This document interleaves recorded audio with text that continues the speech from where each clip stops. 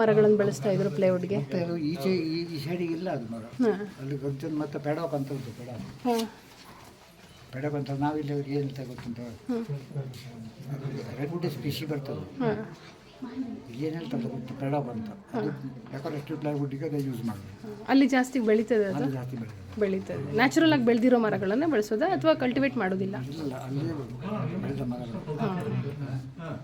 ಮರಗಳದ್ದು plywood ಏನು ಮರ ಅಂತ ನಾವು ಕಾಡಿಗೆ ಹೋದರೆ ನಡು ಮಧ್ಯಾಹ್ನ ಬಿಸಿಲು ನೆಲಕ್ಕೆ ಬೀಳಲಿಲ್ಲ, ಕಾಡಿದೆ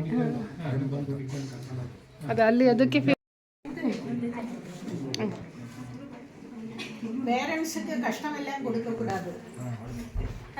ಅರ್ಥ ಆಯ್ತಾ? ನನ್ನ ಮಗಳು ಕದ್ಕೊಂಡು ಹೋಯ್ತು ಅವಳು. ಇಷ್ಟಿದೆ ನೋಡಿ ಸರ್, PMS ಮೂವೀಸ್ ಅಂತ ನೋಡಿ ಇಲ್ಲಿದೆ. ಅದು ಇದಾಗಲಿಲ್ಲ, ಬಿಡುಗಡೆ ಆಗಲಿಲ್ಲ ಫಿಲ್ಮ್. ಬಿಡುಗಡೆ ಆಗಿಲ್ಲ ಅಂದ್ರೆ ಸೆನ್ಸಾರ್ ಸ್ವಲ್ಪ ತಾಪತ್ರೆ ಮಾಡ್ತಾ ಇದ್ದಾರೆ. ಜಾತಿ ಇದೆ ಅದರೊಳಗೆ, ಸ್ವಲ್ಪ ಮುಸ್ಲಿಮ್ಸ್ದು ಇದೆ. ಮುಸ್ಲಿಂ ಹೆಂಡು ಹುಡುಗಿ ಮದುವೆ ಆಗ್ಬಿಡ್ತಾನೆ, ಅದೇ ಇರೋದು. ಇಷ್ಟೇ ಸರ್ ನೋಡಿ, ನಮ್ದು ಇಷ್ಟೇ ಜೀವನ ಚರಿತ್ರೆ ಇದೆ ನಮ್ದು. ಮಲ್ಪೆಲ್ಲಿದ್ದಾರೆ, ಅವರೆಲ್ಲ ದುಡ್ಡು ಕಳಿಸ್ತಾರೆ, ಆನ್ಲೈನ್ ದುಡ್ಡು ಕಳಿಸ್ತಾರೆ. ಸಾರಾಬಾಯಿ ಅಂದರೆ ಅದು ಪ್ರೈವೇಟ್ ಕಂಪನಿ ಇದೆ, ಒಂದೇ ಸಲ ದುಡ್ಡು ಕೊಟ್ಬಿಟ್ಟಿದೆ. ಪೆನ್ಷನ್ ಏನಿಲ್ಲ, ಪೆನ್ಷನ್ ಇರಲಿಲ್ಲ. ಆಮೇಲೆ ಆ ದುಡ್ಡೆಲ್ಲ ಹಾಕಿ ಅಲ್ಲಿ ಬಾಡಿಗೆ ಮನೆ ಆಯ್ತಲ್ಲ ತೀರ್ಥಹಳ್ಳಿ, ಮನೆ ಬಾಡಿಗೆ ಖಾಲಿ ಅಂತ ಬಂತು. ಆಮೇಲೆ ಕಿಚ್ಚ ಶುರು ಆಗಿ ಎಂತ ಮಾಡೋದು ಹೇಳೋದು, ಈ ಚೀಪಾಗಿತ್ತಂತ ಈ ಒಂದು ಈ ಕಡೆ ಮನೆ ಅಂತ ಹೇಳಿ ಇಲ್ಲೂ ಜಾಸ್ತಿ ಮಾಡ್ತಾ ಹೋದ್ರು. ಆಮೇಲೆ ಅಣ್ಣನ ಅಂತ ಮಗ ಅವನು ಕಳ್ಸಕ್ಕೆ ಬಂದ ತಕ್ಷಣ 30,000 ಕಳ್ಸಕ್ಕೆ ಶುರು ಮಾಡಿದ ಅವನು, ದೀಪಕ್ ಭಟ್ ಅಂತ. ಮಲ್ಪೆ ಕೊಟ್ಟಿದ್ದು, ಭಟ್ ಫ್ಯಾಮಿಲಿ ಮಲ್ಪೆ ಕೊಟ್ಟಿದ್ದು. ಅಲ್ಲಿ ಅವನು ಕಳ್ಸಕ್ಕೆ ಶುರು ಮಾಡ್ದ. ಆಮೇಲೆ ಅವನು ಅಲ್ಲಿ ಯಾವ ಬಾಡಿಗೆ ಮನೆ 5,000 ಅವ್ನು ಕಳ್ಸಕ್ಕೆ ಶುರು ಮಾಡ್ದ. ತುಂಬ ಒಳ್ಳೆ ಹುಡುಗ ಅವನು, ಭಾಳ ಒಳ್ಳೆ. ಅಂದರೆ ಅವನಿಗೆ 2.5 ವರ್ಷಕ್ಕೆ ತಂದೆ ತಿಳ್ಕೊಂಡಿದ್ದ. ಅವನಿಗೆ ನಾವು ವಡೋದರಲ್ಲೇ ಇದ್ರು ಅವರು, ಅಲ್ಲೇ ಇದ್ರು. ಇವರೆಲ್ಲ ಅವನಿಗೆಲ್ಲ ಸಾಕಿ ಇದು ಮಾಡಿದ್ರಲ್ಲ, ಅವನಿಗೆ ಚಿಕ್ಕಪ್ಪ ಚಿಕ್ಕಮ್ಮ ತುಂಬ ತುಂಬ ಜನ ಬಂದಿದ್ದ. ಮೊನ್ನೆ ಎಲ್ಲ ಬಂದದ ದೀಪಕ್ ಭಟ್ ಅಂತ. ಅಣ್ಣನ ಮಗ, ಅಣ್ಣನ ಮಗ, ಇವ್ರ ಅಣ್ಣನ ಮಗ, ಕಾಶ ಅಣ್ಣನ ಮಗ ಮೋಹನ್ ಭಟ್ ಅಂತ. ಮಲ್ಪೆ ಭಟ್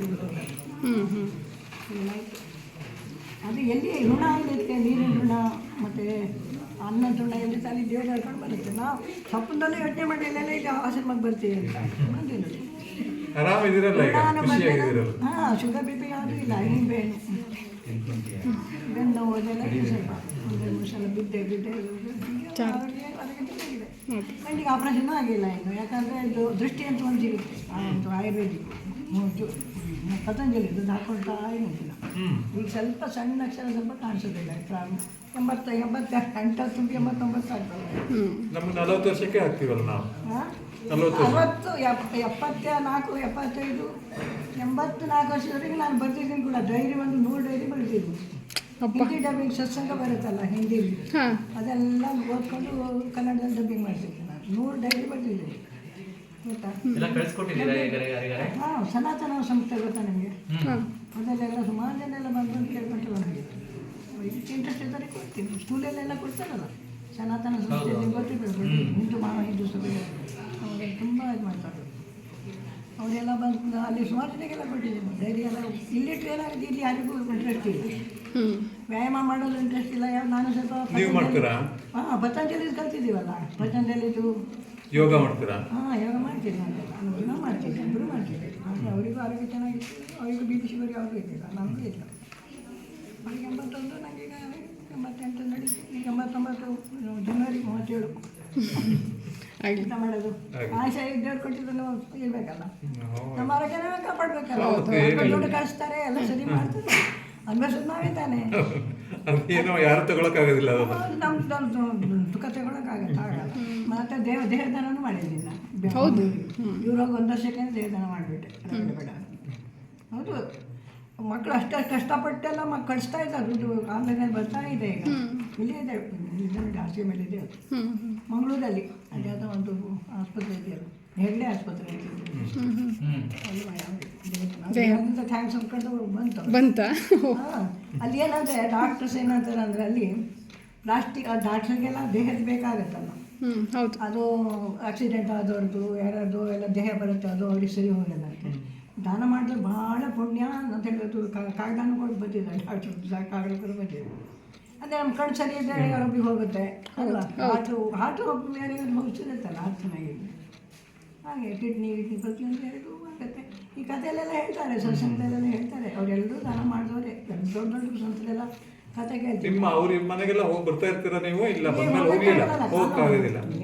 ನಡೆಯಕ್ಕೆ ಆಗಲ್ವಾ? ಅಣ್ಣನ ಮಗ ಇದ್ದಾನೆ ಬೆಂಗಳೂರಲ್ಲಿ. ಅಲ್ಲ ಅವರೇನ ಕರ್ಕೊಂಡು ಹೋಗ್ತಾರಾ? ಬರ್ತಾರಲ್ಲ, ಇಲ್ಲಿ ಬಂದು ಇಲ್ಲಿಗೆ ಸುಮಾರು ಬರ್ತಾರೆ ಜನ ಬರ್ತಾರೆ. ಈಗ ಅಣ್ಣನ ಮಗಳಿಗೆ ಮೊಮ್ಮಗಳಿಗೆ ಮದುವೆ ಈಗ 22 ಇದು ಬರೋದಿಲ್ಲ ಈಗ. ಪ್ರಕಾಶ್ ಹೆಣೆ ಅಂತಿದ್ದ, ಅವ್ನು ಬರ್ತೀನಿ ಅಂತ ಹೇಳ್ತಿದ್ದ. ನೀವು ಫಂಕ್ಷನ್ಗೆ ಹೋಗ್ತೀರಾ? ಫಂಕ್ಷನ್ನಿಗೆ ಹೋಗೋಕ್ಕಾಗಲ್ಲ. ನಾವು ಹೋಗಿ ಅವರಿಗೆಲ್ಲ ಇಷ್ಟು ತೊಂದರೆ ಕೊಡಬೇಕು. ನನಗೆ ತೊಂದರೆ ಕೊಡೋದು ಇಷ್ಟ ಇಲ್ಲ ಯಾರಿಗೆ, ನಿಜವಾಗ್ಲೂ ಅದೊಂದು ನನಗೆ ಅಭ್ಯಾಸ. ಇಲ್ಲಿವರೆಗೆ ಯಾರ ಹತ್ರ ಸೇವೆನೂ ಮಾಡಿಸ್ಕೊಳ್ಳಿಲ್ಲ. ನಮ್ಮ ಜನ ಯಾರ ಹತ್ರ ಸೇವೆ ಮಾಡಿಸ್ಕೊಳ್ಳೋಕೆ ಹೋಗಿಲ್ಲ ಇಷ್ಟು.